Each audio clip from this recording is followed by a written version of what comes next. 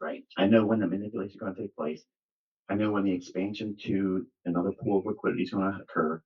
I generally have an idea of how far into the liquidity pools it will reach and the day of the week the moves are going to occur, the time of the day it's going to occur, certain months of the year when certain moves are going to occur. And I also have it to the point where I know what minute of what hour of what day of what week of what month of what asset class is going to do it. Awesome.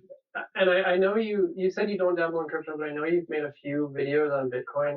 At this point, I'm pretty deep in the crypto space, so my opinion is definitely that there is enough big money in Bitcoin at least to trade the way you're trading, and I've seen a lot of traders kind of piggyback on that style. But um, how does that work? I know, again, for listeners, ICT does a lot of work with like zones and trade opens and specific times with Bitcoin being a 24/7 market. Um, d- is there any way you know how to factor that into your style, or is it something that you might look into if it ever comes up? Well, if I were being honest with you, when I'm on the weekends relaxing and away from my asset of choice, which is Forex, I do spend time looking at Bitcoin in that regard. The reasons why I'm not actively pursuing trading or doing real time analysis with my group because I have a mentorship that I don't even comment at all on crypto. A lot of people, and I just want to throw that in there because I know your space is crypto heavily Hmm. focused there. I don't do anything with Bitcoin, but in my personal time, I have been studying it and looking at it and trying to see if the signatures in price that I look for Forex and commodities and futures, if those things occur. They come in and out. I've noticed that they are there sometimes, but they're not there enough for me to feel confident to even pursue going into trading it at all. Now, what I'm encouraged by is that it's starting to show those things.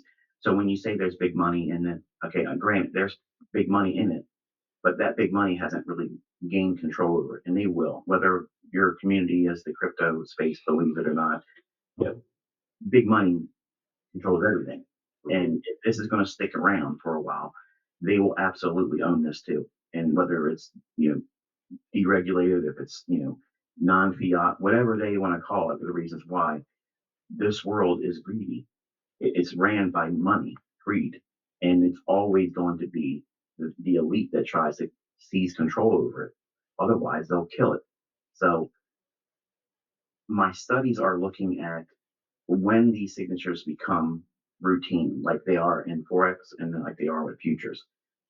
When I see that, I will be public with it and say, okay, now crypto is what I would rather have waited to see it become. Now it's there now, and then I would start talking about and commenting. But until then, I don't think it's there. I mean, it may have a lot of people in there with deep pockets. Maybe there are institutions in there, but those institutions are not actively working in it. Where I can see certain things in price with forex, and I can see it with futures that I cannot readily see with Bitcoin and other cryptos. So it's that element that keeps me at bay in terms of not wanting to do anything with it rather. But I am on the weekends, spending about 2 hours, 2.5 hours with it, looking to see what it has done over the week.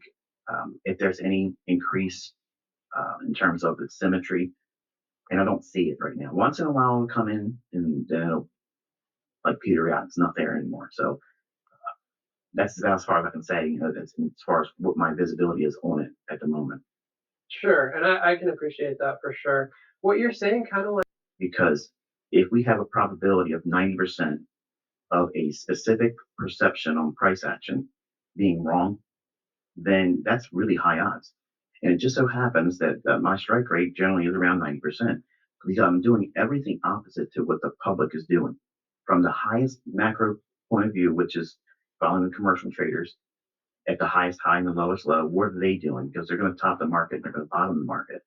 But then I'm following the large funds in the middle because they're the best trend following models. And then for day trading, I'm looking at where the intraday high and low is expected to form. And I want to see them sucker the retail crowd in London. If it's going to go lower, I'm waiting for that initial surge up where that creates a market retraction to the higher end, which I call Judas swing. It's a fake out. So I'm looking for those types of scenarios where they all line up from a macro, intermediate term, and a short term basis, where every facet of those time frames are diametrically opposed to what the retail crowd's going to think. And then I don't have to worry about overbought. I don't have to worry about sentiment. I don't have to worry about moving averages. I know exactly what I'm doing. I'm fading less informed money. Yeah, for sure. That definitely makes sense, and it's like a super interesting approach. But it's far more complex than just going against the crowd. Um, which I mean, you have for listeners, ICT has a ton of content on YouTube that goes over all of this stuff. Um, one thing going through your videos, because I have watched a lot of your videos, what is your sweet spot when it comes to the length of time and charts that you like to trade? So, um, I mean, that there's anything from swing trades that you hold for a couple days, in general.